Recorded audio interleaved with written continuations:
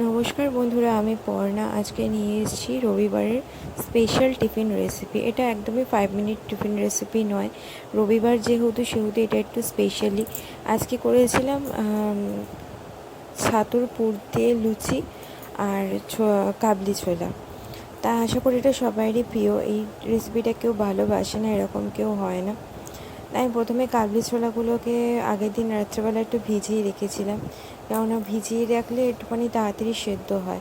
তারপরে প্রেশারে আমি আজকে 2টো সিটি দিয়ে নিয়েছি। এবার একটা কড়াইতে দিয়ে নিয়েছি একটু তেলের মধ্যে একটুখানি জিরে ফোড়ন, তেজপাতা আর শুকনো লঙ্কা ফোড়ন দিয়ে প্রথমে আলুগুলোকে হালকা লালচে করে একটু ভেজে নেব।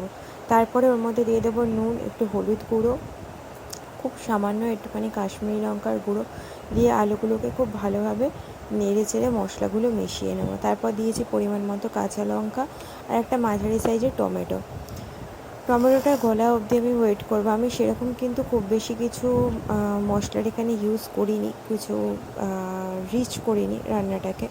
একটুখানি দিয়েছি সামান্য আদা বাটা দিয়ে রান্নাটাকে ঢাকা দিয়ে খুব ভালোভাবে কষিয়ে নিয়েছি যতক্ষণ না পুরো মশলাগুলো খুব ভালোভাবে কষে যায়। আর দিয়েছিলাম একটুখানি চানা মশলা, খুব অল্প 1 চামচের মতন দিয়ে এটাকে খুব ভালোভাবে কষিয়ে নিয়েছি। যখন দেখেছি আলুগুলো সেদ্ধ হয়ে এসছে তখন এর মধ্যে পরিমাণ মতন জল দিয়ে, জলটা না দিলেও হয় কেননা কাবলি ছোলা যে সেদ্ধ করেছি তার মধ্যে জলটা রয়েছে অলরেডি। তারপরে এই এক এক করে একটা হাতার সাহায্যে আমি কাবলি ছোলাগুলোকে সব মিশিয়ে নিলাম। মিশিয়ে নিয়ে এবার এটাকে আমি সেদ্ধ হতে ছেড়ে দেবো কম করে আধা ঘন্টা মতন। এটা সেদ্ধ হয়ে গেলে কিন্তু একটুখানি নুন মিষ্টিটা চেক করে নিলে কিন্তু আমাদের কাবলি চানা রেডি। এরপরে করে নেব আমি লুচির পুরটা। প্রথমে ময়দাটাকে যেরকমভাবে আমরা মেখেছি, এখানে আমি পুরটা যখন রেডি করেছিলাম তখন মনে ছিল না আমার ক্লিপটা তোলার কথা।